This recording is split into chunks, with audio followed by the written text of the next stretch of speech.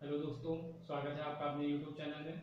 जैसा कि last video में हम लोगों ने सीटेट पेपर 2 के कुछ क्वेश्चंस को सॉल्व किया था, तो उसी के बचे हुए क्वेश्चंस को हम लोग इस वीडियो में कवर करेंगे। तो आइए शुरू करते हैं आज की वीडियो। आज का फर्स्ट क्वेश्चन है, यदि किसी लंबवृत्तीय बेलन के आधार की परिधि 528 सेंटीमीटर है और इसकी ऊंचाई 2 मीटर है तो बेलन का आयतन ज्ञात कीजिए। तो बेलन की आकृति जो होती है वो इस तरीके से होती है। इसमें ये ऊंचाई है, ये त्रिज्या है और ये वृत्त की परिधि है 2 पाई आर। तो हमसे क्वेश्चन में कह रहा है कि यदि वृत्त की परिधि यानी 2 पाई आर की वैल्यू जो है हम 528 सेंटीमीटर है और ऊंचाई हमको दी है h 2 मीटर, h दिया है हमको 2 मीटर, तो हमको आयतन निकालना है। तो बेलन के आयतन का सूत्र होता है पाई आर स्क्वायर एच, ये होता है बेलन के आयतन का सूत्र। यानी कि हमको यहाँ पे h तो पता है लेकिन हमें त्रिज्या नहीं पता है, तो हमें त्रिज्या निकालनी पड़ेगी। कहाँ से? वो हम परिधि से निकाल सकते हैं। 2 पाई आर बराबर 528 सेंटीमीटर है, तो पाई की वैल्यू रख देंगे 22/7, आर बराबर 528, 11 से डिवाइड किया 2, ये 11 से किया तो 48, ये 2 2 4 हुआ, 4 से किया तो ये 12, यानी आर बराबर आ गया हमारा 12/7 यानी 84 सेंटीमीटर। हमें आर की वैल्यू पता चल गई 84 सेंटीमीटर और एच हमको दिया था 2 मीटर और हमारे जो सारे ऑप्शंस है वो भी मीटर में है, तो हमें 84 सेंटीमीटर को मीटर में बदलना पड़ेगा। जैसा कि लास्ट वीडियो में हमने बताया था 1 सेंटीमीटर में 1/100 मीटर होते हैं, तो 84 सेंटीमीटर में 84/100 मीटर हो जाएगा यानी 0.84 मीटर। ये हमारी त्रिज्या आ जाएगी, यानी आर बराबर 0.84 मीटर। अब आर हमको मीटर में पता चल गया, एच हमको दिया ही था 2 मीटर, अब बेलन का आयतन हमें निकालना था। तो बेलन का आयतन, बेलन का आयतन पाई आर स्क्वायर एच, पाई की वैल्यू है 22/7, आर की वैल्यू 0.84 इंटू 0.84 इंटू एच की वैल्यू 2, 7 से डिवाइड किया तो 0.12 हो गया, यानी 22 इंटू 0.12 इंटू 0.84 इंटू 2। अब हमारा ये आ गया। अब अगर हम इनकी गुणा करेंगे तो काफी लंबा हो जाएगा। ऑप्शंस हमारे जो भी दिए थे, अब हम ऑप्शंस के हिसाब से इसको सॉल्व करते हैं। ऑप्शंस जो थे हमारे वो हम एक बार देख लेते हैं। 2.2176, अगला है 3.264, 3.3264, अगला 4.4352, नेक्स्ट है 6.6528 मीटर क्यूब सब। तो अब हमें अगर हम इनकी मल्टीप्लाई करेंगे तो काफी लंबी कैलकुलेशन हो जाएगी, तो इसको हम शॉर्ट में सॉल्व करने के लिए हम देखते हैं यहाँ पे यूनिट डिजिट सबकी अलग अलग है, तो हम इनकी मल्टीप्लाई करते हैं यूनिट डिजिट की, और जो भी हमारा यूनिट डिजिट आएगा वही हमारा आंसर हो जाएगा। अगर यहाँ पे यूनिट डिजिट 2 है, यहाँ पे यूनिट डिजिट 2 है, यहाँ 4 है, यहाँ 2 है, तो इनकी मल्टीप्लाई कर लेते हैं। 2 दूना 4, 4 चौको 16, 16 दूनी 32, 32 आएगा। 32 की यूनिट डिजिट 2 होगी, यानी कि जो हमारी यूनिट डिजिट है वो 2 आएगी। हमारा सिर्फ एक ऐसा एक ही ऑप्शन है, थर्ड ऑप्शन, जिसमें यूनिट डिजिट 2 है, यानी कि थर्ड ऑप्शन हमारा सही हो जाएगा। जो आंसर होगा हमारा 4.4352 मीटर क्यूब, ये हमारा आंसर होगा। अगर आप मल्टीप्लाई करना चाहते हो तो मल्टीप्लाई करके देख लें, कैलकुलेशन बहुत लंबी हो जाएगी, इसलिए शॉर्ट में करने के लिए हमने ऑप्शन के हिसाब से इसको कर दिया। तो एक बार फिर से देख लेते हैं क्वेश्चन। क्वेश्चन में हमको परिधि दी थी, बेलन की ऊंचाई दी थी और हमसे आयतन पूछ रहा था। तो परिधि से हमने त्रिज्या निकाली, त्रिज्या को हमने मीटर में चेंज कर लिया। उसके बाद हमें आर पता चल गया, एच पता चल गया, पाई आर स्क्वायर फार्मूला लगा दिया हमने आयतन का, सॉल्व कर लिया, यूनिट डिजिट की मल्टीप्लाई कर दी, 2 हमारी यूनिट डिजिट आ रही थी, थर्ड ऑप्शन से हमारा मैच कर रहा था, इसलिए हमारा ऑप्शन थर्ड हो जाएगा।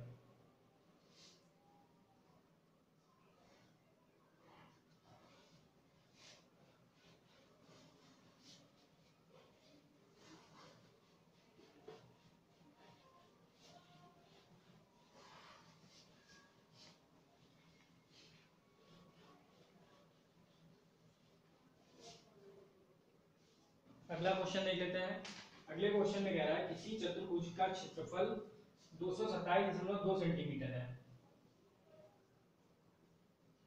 चतुर्भुज का क्षेत्रफल हमको दिया है 227.2 सेंटीमीटर स्क्वायर।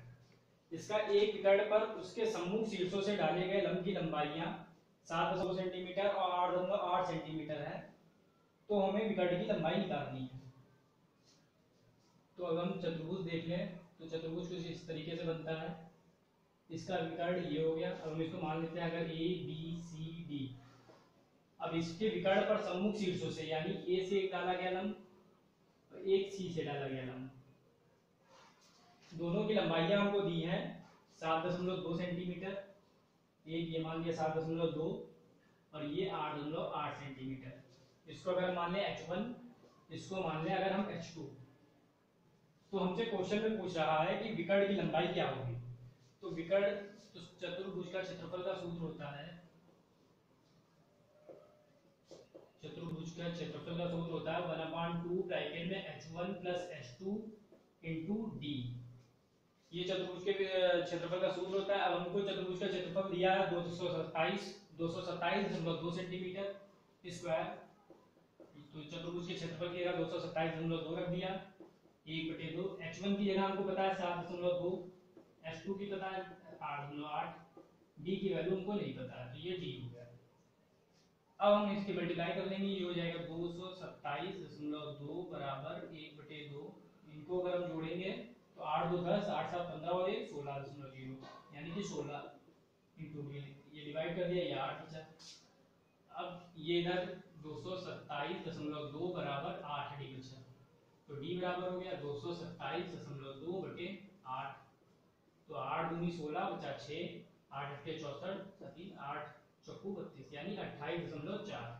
तो डी जो है हमारी 28.4 सेंटीमीटर आ गई। यही हमसे क्वेश्चन में विकर्ण की लंबाई पूछा था। विकर्ण की लंबाई हमारी 28.4 सेंटीमीटर आ गई। एक बार फिर से देख लेते हैं। चतुर्भुज का क्षेत्रफल हमको दिया था 227.2 सेंटीमीटर और हमको विकर्ण की लंबाई पूछ रहा था। चतुर्भुज के क्षेत्रफल का सूत्र होता है 1/2 ब्रैकेट में h1 plus h2 into D.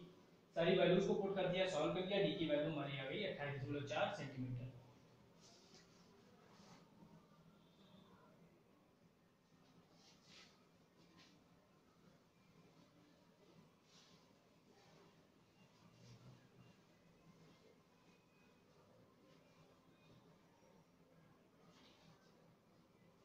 Next question देख लेते हैं। अगले क्वेश्चन में कह रहा है कि निम्न आंकड़ों के लिए माध्यक, बहुलक और परिसर का माध्य क्या होगा। यानी कि जो आंकड़े हमें दिए हुए हैं, इसका पहले माध्यक, फिर बहुलक और फिर परिसर निकालना है, फिर उनका माध्य क्या होगा।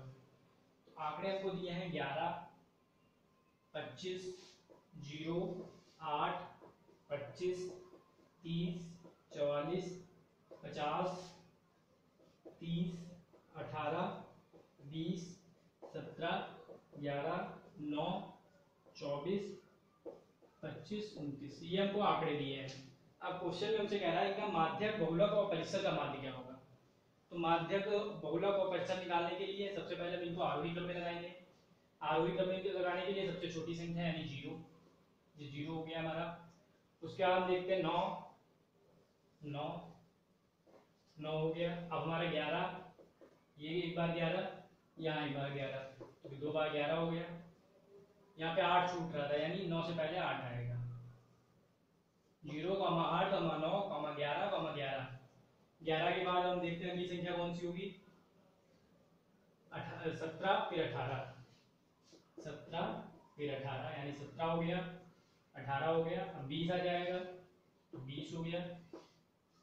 उसके बाद 20 के बाद 24, फिर 25, ये 24 यहाँ, ये 25 एक बार, 2 बार और 3 बार, 25, 25, 25। अब इसके बाद हमारी संख्या हो जाएगी 29, फिर 30, 44, 50, 30 2 बार है, तो 30, 30, फिर 44, 50।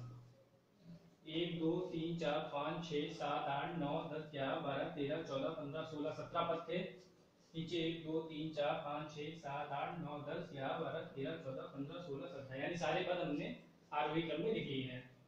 अब हम आगे हमको माध्यिका निकालनी है। तो माध्यिका के लिए माध्यिका पदों की संख्या हमारी थी 17 जो कि विषम है। ये थी पदों की, और जब पदों की संख्या विषम होती है तो माध्यिका का फॉर्मूला होता है n+1/2 पद। तो यहाँ पे n की जगह हमारा 17 हो जाएगा, 17 + 1/2 वापस, तो 17 और 1 18 हुआ, 18 को 2 से भाग किया तो 9वां पद आ गया, 9वां पद। अब 9वां पद हम काउंट कर लेते हैं, 1 2 3 4 5 6 7 8 9, यानी कि 24 जो है वो हमारी आ गई माध्यिका, माध्यिका आ गई हमारी 24। अब आगे हमसे कह रहा है बहुलक, बहुलक वो संख्या होती है जो सबसे ज्यादा बार रिपीट होती है, तो सबसे ज्यादा बार यहाँ पर 25 रिपीट हो रहा है, यानी बहुलक हमारा हो गया 25। अब आगे हमसे कह रहा है परिसर, परिसर होता है हमारा सबसे छोटी संख्या और सबसे बड़ी संख्या का अंतर। तो परिसर निकालने के लिए सबसे बड़ी संख्या 50, सबसे छोटी संख्या 0, इनका अंतर 50 - 0 यानी 50। अब हमसे कह रहा है कि माध्यिका, बहुलक और परिसर का माध्य क्या होगा, तो इनका माध्य निकालने के लिए माध्यिका प्लस बहुलक प्लस परिसर, यानी पदों की संख्या बटे पद, यानी 1 2 3 3।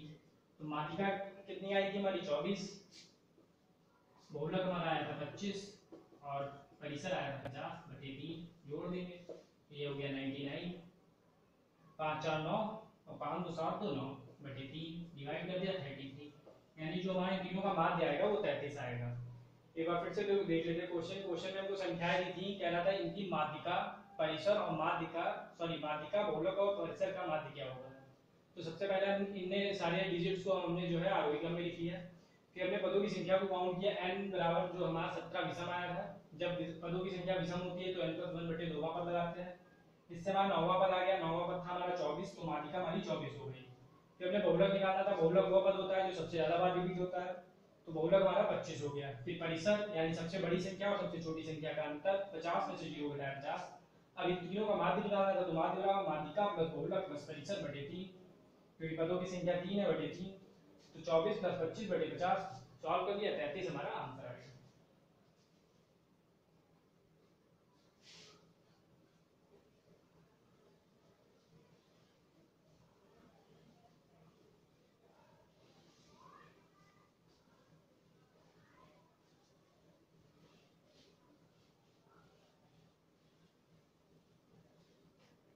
अगला क्वेश्चन देखते हैं। अगले क्वेश्चन में कह रहा है यदि -12 गुणे -3 प्लस 20 भाग -4, 20 भाग -4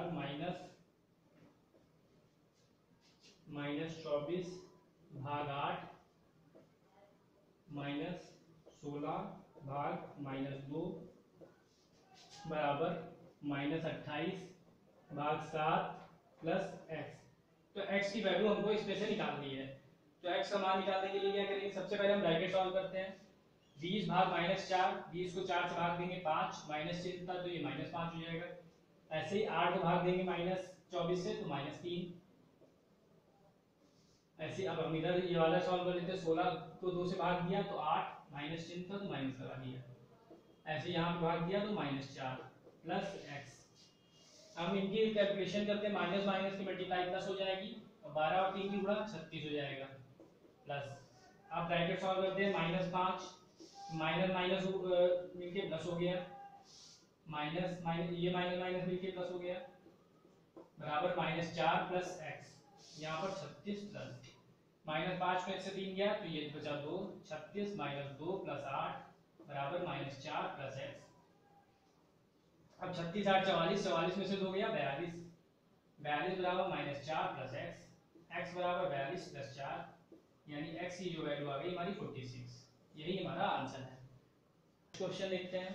अगले क्वेश्चन में कह रहा है यदि 8 अंकों वाली संख्या क्या है, 3 0 x 0 8 6 7 y अगर 88 से पूर्णतः विभाजित है तो 3x + y की वैल्यू क्या होगी। अगर कह रहा है ये कोई संख्या है, यहाँ पे x और y की कोई भी वैल्यू हो सकती है, ये x और y की, और ये 88 से पूर्णतः विभाजित है तो 3x + y का मान क्या होगा। तो जब भी कोई 88 से कोई संख्या विभाजित है तो हम 88 की गुणनखंड करते हैं, यानी 8 × 11, तो वो संख्या 8 से भी विभाजित होगी और 11 से भी पूरी पूरी विभाजित होगी। अब 8 से विभाजित का रूल क्या होता है कि लास्ट की जो 3 डिजिट होती है, जैसे यहाँ पर 6 7 वाई है, तो ये पूरी पूरी अगर 8 से कट जाती है तो ये पूरी संख्या 8 से कट जाएगी। तो इसको 8 से कटने के लिए क्या चाहिए, अगर हम इसको 8 से डिवाइड करते हैं तो 8 × 64 बचेगा 3। अब y की जगह ऐसी कौन सी संख्या रखें कि ये 3 पूरा पूरा कट जाए। अगर y की वैल्यू अगर 2 होगी तो पूरा पूरा कट जाएगा। यहाँ पे अगर हम y की वैल्यू 2 मानते हैं तो 8 × 64 बचा 3, 8 × 32 पूरा पूरा कट जाएगा, यानी y की वैल्यू हमको पता चल गई 2। तो जब हमें y की वैल्यू पता चल गई 2 तो 3 0 x 0 8 6 7 2, अब ये हमारी संख्या बन गई। अब क्वेश्चन में हमसे कह रहा है कि ये जो संख्या है 8 से भी डिवाइड 88 से भी, तो 8 से भी डिवाइड है और 11 से भी। अब 11 से डिवाइड का रूल होता है कि 11 से डिवाइड का रूल होता है एक एक पद छोड़ के सबको जोड़ देते हैं। जैसे यहाँ पे 3 + x + 8 + 7, और इसमें से जो बचे हुए पद हैं इनका योग घटा देते हैं, यानी कि माइनस कर देंगे 0 + 0 + 6 + 2 को। अगर अब ये 3 8 3 11 7 18 हो गया, 18 + x, ये 6 2 8 हो गया, यानी 18 + x - 8 यानी 10 + x। अब x की वैल्यू क्या हो कि ये 11 से पूरा पूरा कट जाए, यानी अगर हम x की जगह 1 मान लें तो 10 + 1 11 हो जाएगा, 11 से पूरा पूरा कट जाएगा, यानी जो x की वैल्यू है वो हमारी 1 आएगी। तो y की वैल्यू 2 और x की वैल्यू 1 हो गई। अब हमें निकालनी थी 3x + y का मान, 3x + y का, तो 3 × 1 + 2, तो 3 + 2, ये आंसर हो गया हमारा 5। एक बार फिर से देख लेते हैं, संख्या हमको दी थी, कह रहा था ये 88 से पूरी पूरी विभाज्य है। तो जो संख्या 88 से विभाज्य होगी 8 से भी होगी 11 से भी होगी। 8 से होने के लिए जो लास्ट की 3 डिजिट होती है वो पूरी पूरी डिवाइड होनी चाहिए। तो 6 7 y था हमारा, 8 8 64 बचा 3। अब 32 8 से पूरा पूरा डिवाइड होगा तो y की वैल्यू हमारी 2 पता चल गई। अब 11 से डिवाइड देखने के लिए हम एक एक पद को एक एक पद छोड़ के जोड़ देंगे, उसमें से बचे हुए पदों का योग माइनस कर देंगे। तो 18 + x - 8, अब x की वैल्यू क्या होगी 10 में जोड़ने पर 11 से डिवाइड हो जाए, तो x की वैल्यू 1 होगी, यानी 10 + 1 11, तभी 11 से डिवाइड होगा, तो x का मान हमारा 1 आ गया। जब हमें x y की वैल्यू पता चल गई तो हमने 3x + y की वैल्यू निकाल ली।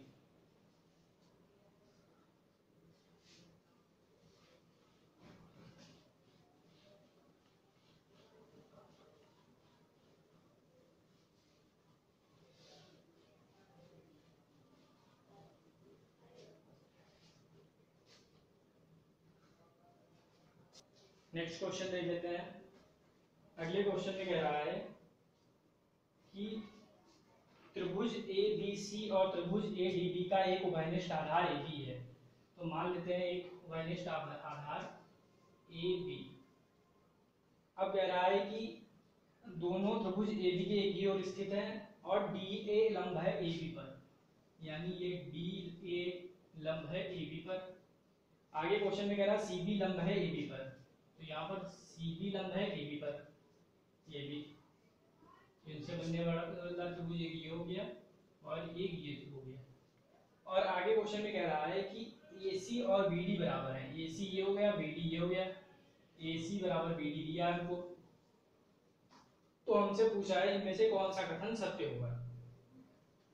तो इसको सॉल्व करने के लिए AC = D हमको BD हमको क्वेश्चन में दिया है, और ये कोण 90 डिग्री और ये कोण 90 डिग्री, ये भी आपस में बराबर होंगे, यानी कि कोण BAD बराबर कोण ABC, ये हमारे कोण बराबर होंगे क्योंकि 90 डिग्री है दोनों। और उसके अलावा AB हमारी बराबर होगी क्योंकि AB दोनों में उभयनिष्ठ है, तो AB = AB हो जाएगा, क्योंकि उभयनिष्ठ है तो दोनों में बराबर होगी। तो AC = BD हमको, यानी कि भुजा हमको दी थी क्वेश्चन में, ये भुजा हो गई, ये हमारा कोण हो गया और ये भुजा हो गई, यानी कि भुजा कोण भुजा से रूल लग गया, तो हमारा कोण जो त्रिभुज जो BAD ये सर्वांगसम हो जाएगा त्रिभुज ABC के, यानी त्रिभुज BAD सर्वांगसम होगा त्रिभुज ABC के। तो यही हमारा ऑप्शन सही हो जाएगा, ऑप्शन नंबर 3, या फिर इसको ऐसे लिख सकते हैं, और त्रिभुज ABC सर्वांगसम त्रिभुज BAD एक बार फिर से देख लेते हैं। क्वेश्चन में कह रहा था ए बी जो है वो घनिष्ठ है, ए बी पर लंब है ए डी और ए बी पर लंब है बी सी। उसके अलावा ए सी और बी सी, ए सी और बी डी बराबर है। तो हमको बताना था कौन सा कथन सही होगा। तो ए सी और बराबर बी डी दिया था क्वेश्चन में ही, तो ये हमारा ए सी बराबर बी डी हो गया।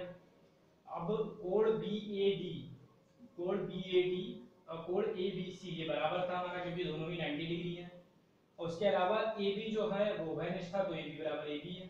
अब सर्वांगसम होने के लिए रूल होता है भुजा कोण भुजा, यहाँ पे भुजा कोण भुजा रूल लग गया, यानी कि ये दोनों त्रिभुज हमारे सर्वांगसम हो गए।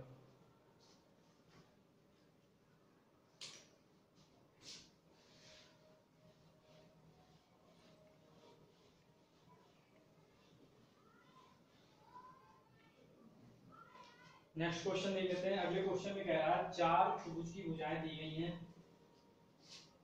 पहला है 20 सेंटीमीटर, 22 सेंटीमीटर, 24। दूसरा है 15, 32, 37। तीसरा है 11, 60, 61।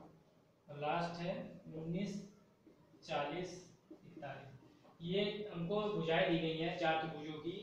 उसके अलावा तो हमसे क्वेश्चन में पूछ रहा है कि इनमें से कौन से त्रिभुज की भुजाएं जो है वो समकोण त्रिभुज की हैं। तो इसको निकालने के लिए समकोण त्रिभुज होने के लिए पाइथागोरस प्रमेय अप्लाई होना जरूरी है।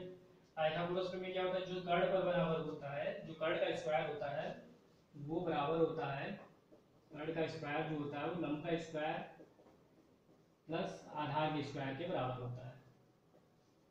समकोण त्रिभुज बनने के लिए ये जरूरी है। तो सबसे पहला हम ऑप्शन अगर पिक करते हैं तो यहाँ पे कर्ण क्या सबसे लंबी भुजा 24 हो गई, 24 का स्क्वायर बराबर लंब का स्क्वायर, लंब कुछ भी मान लेते 20 है, 20 का स्क्वायर प्लस आधार वहाँ 22 हो जाएगा, 22 का स्क्वायर। तो ये हो जाएगा वहाँ 576, ये हो जाएगा 400, 22 का स्क्वायर 484। अगर हम इनको जोड़ भी देंगे तो ये काफी लंबा हो जाएगा, यानी कि यहाँ पर ये अप्लाई नहीं हो रहा है, तो ये समकोण त्रिभुज का भुजाएं नहीं है। पहला ऑप्शन गलत हो गया। अगला देख लेते हैं।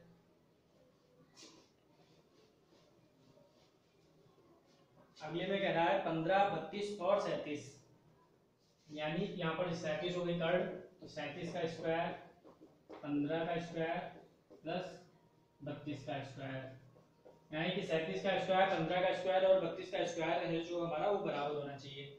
तो 37 का स्क्वायर देख लेते हैं, यहाँ पे करके देख लें।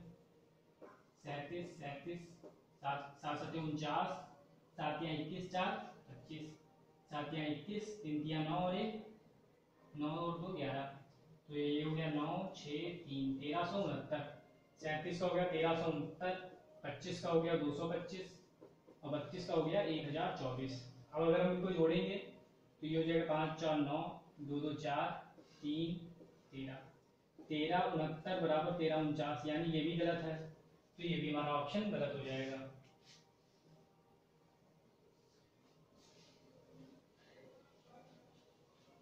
नेक्स्ट ऑप्शन पिक करते हैं।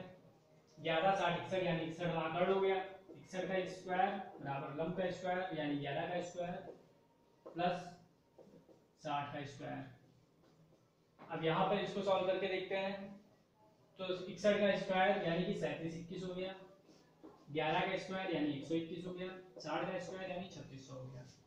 जोड़ देते हैं, इनको जोड़ेंगे तो ये 37 21 हो जाएगा, ये बराबर 37 21, यानी कि ये हमारा सही है। तो ये जो ऑप्शन है थर्ड ऑप्शन, ये हमारी समकोण त्रिभुज की भुजाएं हैं, तो हमारा ऑप्शन थर्ड सही होगा।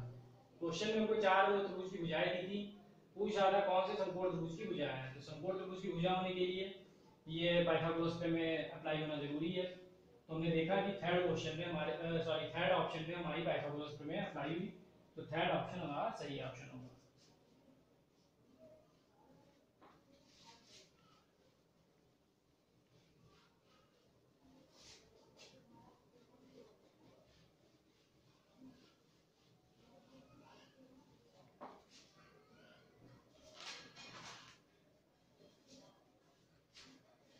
नेक्स्ट क्वेश्चन देख लेते हैं। अगले क्वेश्चन में कह रहा है पूर्णांक 1 से 100 तक के मध्य अभाज्य युग्मों की संख्या क्या है।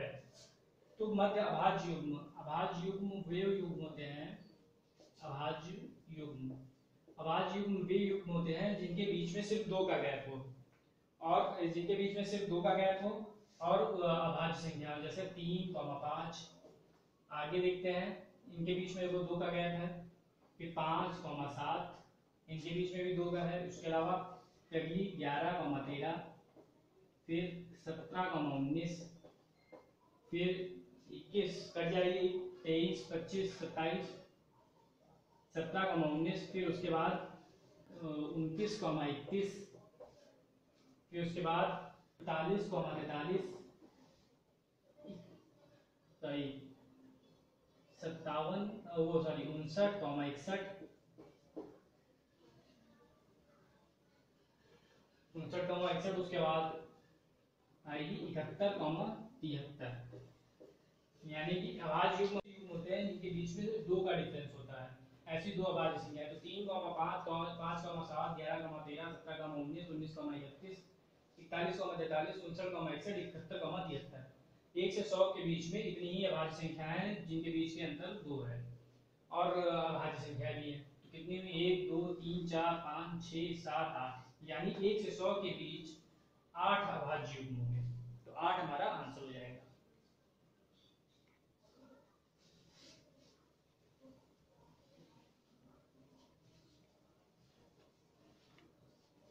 लास्ट क्वेश्चन देख लेते हैं। अगले क्वेश्चन में कह रहा है किसी त्रिभुज का परिमाप 12 सेंटीमीटर है।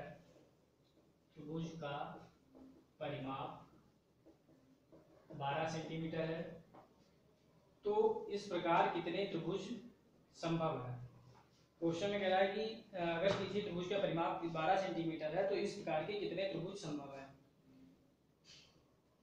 तो इस क्वेश्चन को सॉल्व करने के लिए सबसे पहले देखते हैं, अगर त्रिभुज का परिमाप है वो तीनों भुजाओं का योग होता है। जैसे ये त्रिभुज है XYZ, इसकी भुजाएं हैं तो इसका जो परिमाप होगा तो वो x + y + z होगा। उसके अलावा दूसरी कंडीशन होती है त्रिभुज को बनने के लिए कि 2 भुजाओं का योग जो है वो तीसरी भुजा से हमेशा बड़ा होता है। जैसे x + y का जो है वो योग हमेशा z से बड़ा होगा। ये यहाँ पे ये कह सकते हैं y + z का बड़ा होगा x से, या z + x का बड़ा होगा y से। फिर 2 भुजाओं का योग जो है वो बड़ा होता है तीसरी भुजा से। और दूसरी एक कंडीशन होती है कि 2 भुजाओं का अंतर जो है वो छोटा होता है तीसरी भुजा से। यानी x, अगर x में से y घटाएंगे तो वो छोटी होगी z से, या कह सकते हैं y में से z तो ये x से छोटी होगी, z में से x तो वो y से छोटी होगी। तो कोई भी त्रिभुज बनने के लिए ये 2 कंडीशन अप्लाई है। अब 12 को हम ऐसे त्रिभुज बना सकते हैं, कितने त्रिभुज बना सकते हैं। तो 12 को अगर भुजा 4, 4, 4 हो सकती है, संभव त्रिभुज बनेगा। तो 4, 4, 8, 4, 12 परिमाप हो गया। और अगर पास देखते हैं तो 4 2 संख्या है, इन 2 का मतलब 2 भुजाओं का योग 4 + 4 8 बड़ा हो रहा है तीसरी भुजा से, या 4 + 4 8 तीसरी भुजा से बड़ा हो रहा है। इनका अंतर देखते थे, 4 में से 4 या 0 तीसरी भुजा से छोटा है, या 4 में से 4 या 0 तो तीसरी भुजा से छोटा है। यानी कि ये एक भुजा, एक ये भुजाएं हो सकती हैं। दूसरा हम देखते हैं 3, 3, 6। तो 3, 3, 6, 6 12 हो गया। 2 भुजाओं का योग तीसरी भुजा से बड़ा होना चाहिए। 2 भुजाएं 3 + 3 6 = 6, यानी कि ये नहीं बन सकता क्योंकि 2 भुजाओं का योग तीसरी भुजा के बराबर है। अगला देखते हैं 5, 5 + 2, 5, 5, 10, 2, 12, यहाँ से भी बन रहा है। 2 भुजाओं का योग देखते हैं, 5 + 5 10 हुआ, तीसरी से बड़ा है, या 5, 2, 7 तीसरी से बड़ा है। इनका अंतर भी ये, यानी ये भी कंडीशन फॉलो कर रही है, ये भी फॉलो कर रही है, तो ये भी एक बन सकता है। यानी 4, 4, 4, 5, 5, तो 3, 4, 5, तो 4, 3, 8, सॉरी 4, 3, 7, 5 12 12 हो गया। अब 2 भुजाओं का योग 4 और 3 7, ये बड़ा है तीसरी भुजा से, या 5 और 4 ये बड़ा है तीसरी भुजा से। अंतर देख लेते हैं, 4 में से 3 क्या है, ये जो है छोटा है तीसरी भुजा से। यानी ये भी फॉलो कर रही है, ये भी फॉलो कर रही है, यानी ये भी भुजा हो सकती है। यानी कि इसका क्वेश्चन में हमसे पूछ रहा था कि इस प्रकार कितने विभिन्न त्रिभुज बनाए जा सकते हैं। तो एक ये हो गया, एक ये हो गया और एक ये हो गया, यानी ऐसे 3 त्रिभुज बनाए जा सकते हैं। तो हमारा जो राइट आंसर होगा वो 3 होगा। एक बार फिर से देख लेते हैं। त्रिभुज का परिमाप दिया था 12 सेंटीमीटर, पूछ रहा था कितने त्रिभुज ऐसे बनाए संभव है। तो कोई भी त्रिभुज बनने के लिए ये कंडीशन एक जरूरी है, 2 भुजाओं का योग तीसरी भुजा से बड़ा होना चाहिए, 2 भुजाओं का अंतर तीसरी भुजा से छोटा होना चाहिए। तो हमने सारी जितनी पॉसिबिलिटीज थी हमने लेके देखा, उसमें ये 3 हमारी फॉलो कर रही थी, तो हमारा आंसर हो जाएगा 3। तो फ्रेंड्स, आपको आज की वीडियो कैसी लगी हमें कमेंट बॉक्स में जरूर बताएं। धन्यवाद।